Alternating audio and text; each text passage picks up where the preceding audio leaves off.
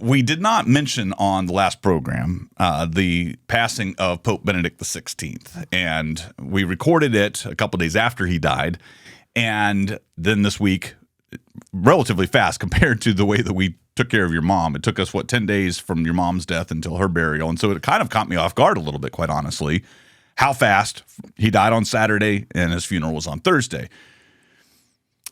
And we didn't talk about how Pope Benedict XVI has impacted us in many ways. And I actually sent out a newsletter to the Rosary Army community. And so if you're on our newsletter list, you would have gotten that. If you want to be on the list, you can go over to rosaryarmy.com. That was very, very well written, by the way. I read it, that. And I was very moved by what you said and how eloquently you said it. Well, maybe you can help me remember some of the things, because it's been a week, and just like podcasting, when I write something, I oftentimes forget about it as soon as I write it. But the day that he died, I sat down and I wrote about ways that he impacted this apostolate, this ministry of Rosary Army.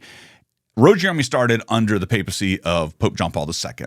And I've told this story many, many times, where in September of 2002, for whatever reason, I started making all twine knotted rosaries. I was inspired to do so, and I started giving them away to whoever I saw. And if I ran into you and I had a finished rosary in my pocket, I gave you one. And I was making rosaries while standing in line at the grocery store, because this was before we all had cell phones 20 years ago.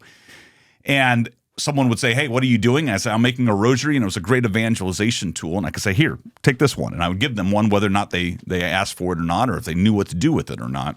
Just get it out there. And then the month after Rosary Army started, or this making rosaries started, John Paul II declared the year of the rosary, and he released a letter called Rosarium Virginis Mariae. And it was just an amazing letter that really educated me about the rosary in a way that I had never been educated before. Continued making the rosaries for the next few months, and then in March, I was making my total consecration to Jesus through Mary.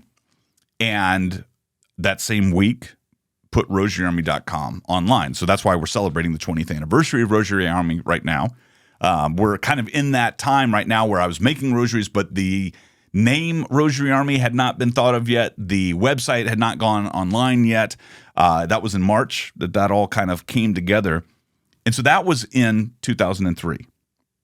And what happened in 2003? Was that in light of Pope Benedict? Well, that's where I'm getting to. Okay. We still had Pope John Paul II.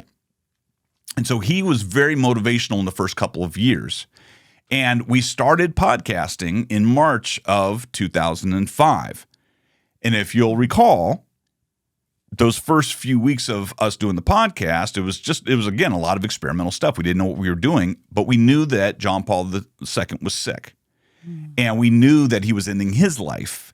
And a lot of early Catholic podcasters actually did a special podcast that we each devoted our episodes to talking about John Paul II.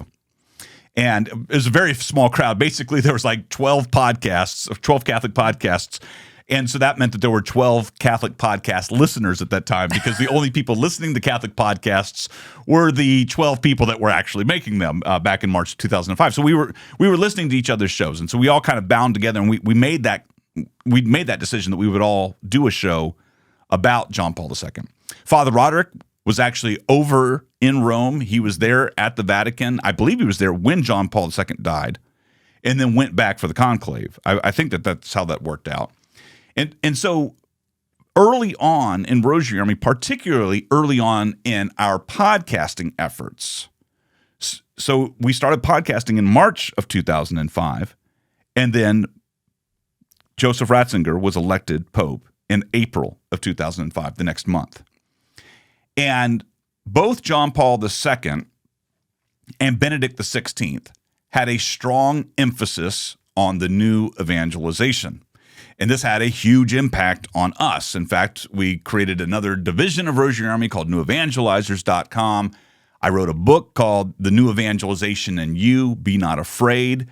Very, very motivated by their enthusiasm, and Pope Benedict XVI even established an office of new evangelization at the Vatican.